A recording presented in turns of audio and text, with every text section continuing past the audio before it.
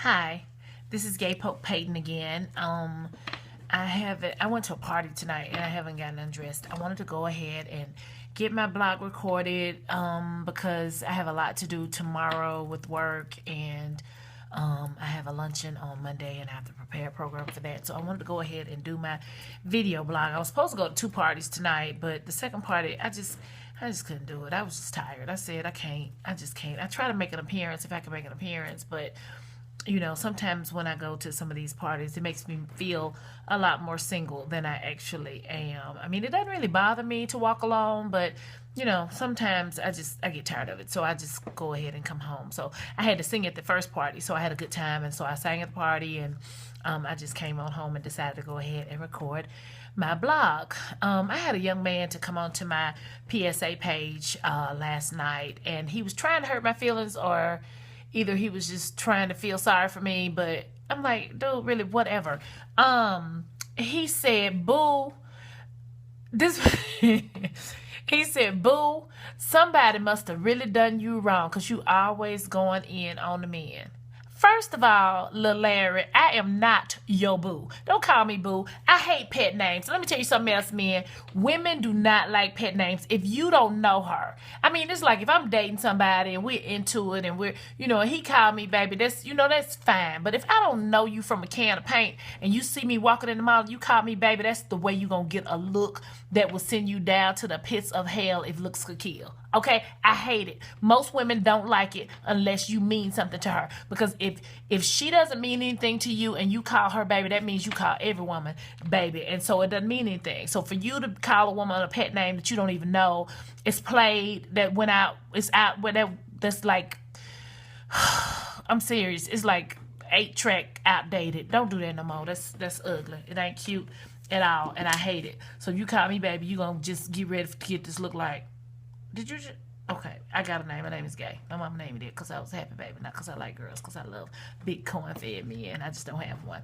Anyway, so I wanted to kind of vindicate myself with men. And I think I did that, though, with my second blog when I was explaining to women, how they get caught up in these bad situations by not paying attention. So I'm going to go a little deeper this time. This is my blog number 3. And I'm going to go a little deeper this time and talk to women about 4 things that they need to understand and have a good appreciation for before they consider themselves to be a good woman for any man. Because a lot of women think that if they, got a nice figure, or some women don't care about their figure. They like, if my hair is long naturally and I don't have to buy no weave, that's enough. And, but no, it takes a lot. It takes a lot. And you got to keep your man's attention. You can't just, think that you're going to, just because you're I have been arrogant like that before. It's like I had this attitude like, if he has me and he still wants other women, then he's just greedy because I'm wonderful, which I am. I mean, I am wonderful, and every woman should consider herself to be wonderful, but don't be delusional. Don't get to a point where you think that you are too good to be cheated on, or you too good for a man to attempt to put you on a sample platter, because sometimes people will do what you allow them to do, and no matter how wonderful you are, some men will still try to put you in a place where you don't deserve to be. Their married men will try to make you the insulin that sustains their diabetic marriage. And if you stupid enough to be there to give them their insulin treatment every 3 days, they're going to take their insulin treatment every 3 days. I mean, who wouldn't? Everybody. I mean, like little kids, when babies get here, they don't know what they can and can't do until they figure it out. They got to try you a little bit and see what you will allow them to do. So if you allow yourself to be treated as insulin to sustain somebody's diabetic relationship, that's exactly what they're going to let you be. And I don't blame them. I would too. I mean, well, no, I can't. I've tried to be the play. I mean, I am not half. This is what's so funny. My friends tell me, they like, girl, you are not half the pimp that you could be. But the thing, I don't like that. I don't like multitasking men. I want one man, and I haven't met the one that I want. So I'm just going to wait until I meet him, because I don't like being with more than one man at a time. I don't like hanging out with more than one man at a time. I don't like multi-texting and texting 5 or 10 men. And, that's why it makes me so mad when I get the good morning beautiful text. I'm like, how many women you send that good morning beautiful text to? Boy, don't do me. Get off my phone with that foolishness. Anyway, I'm off on a tangent because I'm fixing to talk about the women, and I'm going to, the same subject matter is something that I'm going to deal with on my radio show Tuesday night at 6:30. So just be prepared to deal with it, and I hope I get some guys and some women who call in and tell me what they think about what I said for the women. And I also got an email tonight from a young lady who told me that she got feedback from a man who bought my book, and he said he is really enjoying it and he's really learning a lot that he didn't know about the needs of a woman. And I really hope that you guys will not look at my book and think that, that's that male bashing lady, Gay Polk-Payton. She's going to just make us feel bad about ourselves. No, but, if you read my book, then you won't pass that kind of judgment on me. You will see that my book is for everybody. And I try to teach everybody some things that I've learned in my past to help them be a better person. That's all it's about. It's not about putting anybody down. And I really don't want men to feel that way. So just get the book, check it out. It's not that much. It don't cost that much. It's $10 for your download for your Nook or your Kindle, and it's $15 for the hard copy. You can catch a special on Amazon. You can get it for $12.50. Anyway, the 4 things that I'm going to talk about with women tonight is, and I'm going to try to keep this short, because I don't want to make this an extra long blog. My blogs tend to be a little long because I get off on tangents when I start talking. I can't help it. I try not to, but I have a tendency to do that. I ramble. But the 4 things we're going to talk about tonight are sports, space, security, and sex. Now, trust me, there's nothing in my book that's graphically discussing sex. I don't believe in discussing sex graphically in music. I'm a songwriter, and I think you can allude to things without just being graphic about it. You don't have to, you don't have to be as specific as some people are with some of these songs. And I have a child, and my child ain't gonna be listening to my music and hearing his mama talk about graphic sex. That's just like, don't do that. That's nasty. Anyway, so my baby is going to be able to listen to my song with his friends. My nieces and nephews can listen to my 5-year-old nieces and nephews can bob their head to my song because there's nothing graphically nasty about my song. So I am going to talk about sex, but it's not going to be what you think. I'm not going to be talking about, the things that some people get in depth with in their blogs sometimes and get in depth with in their songs. I'm going to talk about this to you like you're an adult, and you will understand what I'm saying because you're an adult, and I don't have to write it in crayon or specifically spell everything out for you to know what I'm talking about because you're grown. Anyway, sports. Okay. This is what I want women to understand. Women, we have to do our part. It's like we think that we can just, if we cooking for him, we cook him 3 meals a day, then he need to be happy. But let me tell you like this. I had a friend, we were at a game. I sing a lot. I sing the national anthem at a lot of events. And so we were at a baseball game down in New Orleans, and I was singing the national anthem. And she said, "How many quarters are we staying for?" And I just looked at her like this. What? How many quarters in a baseball game? Ladies, look. You don't have to know every detail about every sport, and you don't have to know, about injuries and flags and penalties and all of that stuff and why they're doing everything that they're doing. But at least know the basics. At least know that there are no quarters in baseball. Innings in baseball. We have quarters in football and basketball, or halves. So just make sure you know what's going on. Know what season it is. If he's watching the playoffs in January, know that your man is watching football. If he's watching the playoffs in April, know that he's watching basketball. Know that March Madness is not a sale at Macy's. March Madness is about college basketball. I need you to just learn the basics, because the woman who thinks that the way to a man's heart is through his stomach has a man who is watching the game at the sports bar and stopping by his girlfriend's house on the way home to eat what you cooked. Think it's a game. I'm telling you the truth. I ain't got no reason to lie to you. I'm telling you. I ain't telling you what I heard. I'm telling you what I know. You need to be able to keep your man's interest. Keep him focused on you. And the way to do that is to be interested in what he's interested in. You want him to go with you shopping and buying toilet seats and buying curtains and stuff, but you don't want to be interested in what he's interested in. That's not fair. How is that fair? You got to be able to be fair with your man and be interested in what he's interested in. And then don't be mad if he don't want to watch the game with you. He might want to go watch the game with his boys. If he want to watch the game with his boys, then let him go watch the game with his boys. You have to give a man the second S I'm going to talk about, which is space.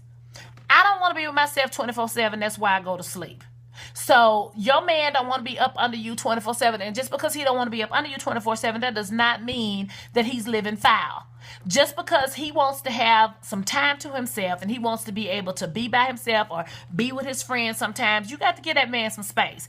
You have to let him have a life. He had a life before he met you. So his life is he's not gonna eat, breathe, and sleep you just because of the fact that you're in a relationship with him now. Give him space. You need to take space, because sometimes, like women get in relationships and you say stupid things to your man. You get mad with him about stupid stuff that you really don't need to be mad with him about. And if you would just have some friends that you could talk to, like a good girlfriend that you could talk to about what's going on in your relationship, then you will be able to bounce that off of her, and she could tell you, you know what, that ain't even worth arguing over. My mother used to tell me, choose your battles. You can't argue over everything. Some things you need to just let go and move on. Now, I'm not saying that if it's a significant issue in the relationship and it's really causing problems, that you don't need to discuss it. But some things you need to let go. I mean, you can't just keep harping on it. And then, if your man did something and you forgave him for it, even if it was a thing with infidelity or he cheated on you and you decided to forgive him. If you decided to forgive him, then you need to let it go and move on. Don't keep throwing it up in his face, because he know what he did. So there's no need in making him walk on eggshells for the rest of his life if you chose to forgive him. You need to move on so that your relationship can have a future by not living in the past of your relationship. There is a law in the state of Mississippi called condemnation. That's a defense to divorce. Like, say, for instance, if your husband cheats on you and you file for divorce on grounds of adultery, and then he can file a defense to that ground for divorce, and it's called condemnation. That means you condoned his cheating by forgiving him and taking him back and spending time with him as husband and wife after he cheated on you. So he can claim condemnation. So this is what I'm saying. If you accepted his apology, you let him back in the house, and y'all are living life, y'all decided y'all gonna try to do life together and do it the right way this time, then let it go. Don't keep throwing it up in his face. Well, you cheated on me back in 1962. Let it go. It's over. If you let him back in, let him back in. Move forward to the future. Don't look at the past, because history will repeat itself if you don't learn from your mistakes. That's the only time it's bad to make a mistake, is when you don't learn from it. So, I mean, mistakes is what makes the world grow, trial and error. So people are going to make mistakes. So you have to treat people with the same grace and mercy that you want God to give to you. I'm not saying just let him keep running out on you and cheating on you and you just accept it and take it. But if he says he's going to do better and you're going to decide to give him a chance to do better, then let it go. Don't keep throwing it up in his face. That's silly. Don't do that. Stop it. Okay. Security. This is not what it sounds like. Security sounds like, you want the house to be safe. Like me, I got a security system in my house, and I got a 380 with a magazine, and a dog that is scared of his own shadow, so he ain't gonna do anything to anybody. That's why I keep my gun loaded with one in the chamber. But because I know Huey is not gonna help me if somebody come in here and try to hurt me. He's so, oh Lord have mercy. I almost bought me a baby pit bull last week, because I was just thinking, if somebody really tried to get me, I at least need somebody to hold them until I can get to my gun, and Hugh ain't gonna do nothing but run and hide up under my bed. He is a mess, child. He's so stuck up to be a mutt. Child, I can't with that dog. But what I'm talking about when I say security, I'm talking about you being secure in yourself. And this ties into the, if he cheated on you before, you have to be secure. Insecure women are very, very unattractive. A woman cannot be as cute as you are, but she can be more attractive to your man because of the fact that she's secure in who she is. And you just have to see yourself as the wonderful person that you are, and realize that, if your man is going to cheat on you, it's not anything that you're doing wrong. It's because of the fact that it's something that's in him that he needs to deal with. You have to be secure.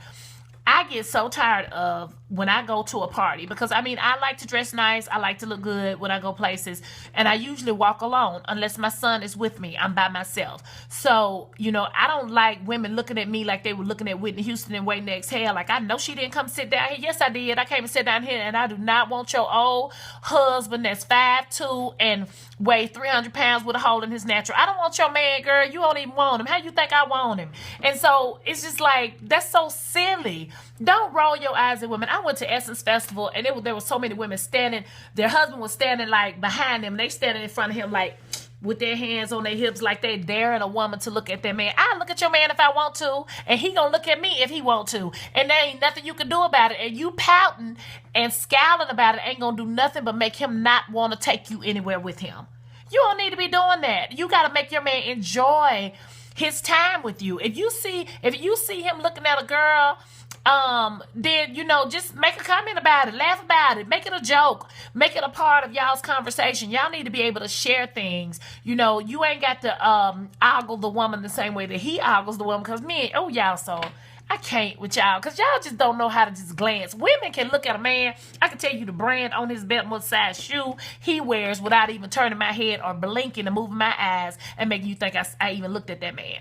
But y'all got to turn your whole head around and just, I need y'all to do better. Can you learn how to look without just kind of look, you can do that, and she won't even know you look, because your head won't move or anything like that. But because that's what we do. We just move our eyes and kind of, throw our hair, and, you don't even know that we was checking that man out that just walked past us with the broad shoulders. Yeah, women are sneaky. That's why women don't usually get caught when they're cheating. Men never find out about it, because women, we aren't sloppy. We're very, very meticulous about everything we do, because we're nurturers, and we're used to taking care of things and nurturing the things that we are doing in our lives. And, if infidelity is what she's nurturing, then she gonna take care of that. She gonna make sure that she does it right.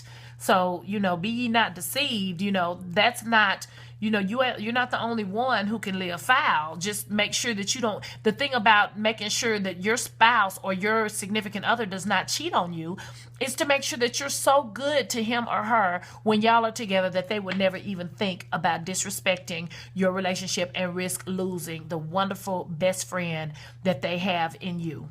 So that's all you can do. Other than that, when somebody is outside of your line of sight, you have no control. You have no control. I try to instill in my son the things that I expect of him as a young man, as a growing young man. And so all I can do is hope that when Kobe is not with me, that he carries himself in a way that is that he should, that carries himself in the way that he should. So, because I tell my son understands something about me. It's a very, simple concept. He understands mommy giveth, mommy taketh away. If you want access to my stuff, then you're going to have to act like you got some sense. If you don't want to act like you got any sense, then, you can't have my stuff. I told Kobe, I said, I know the country is a democracy, but this is my house, and I'm a single mother, so I'm the queen. This is a dictatorship. And if you act like a prince, you get princely privileges. But if you act like a joker, you're going to learn the hard way that the queen don't play. That's something that my son does not want to learn. He knows that the line between me and crazy is invisible to the naked eye. So he makes sure that he does not push me across that crazy line.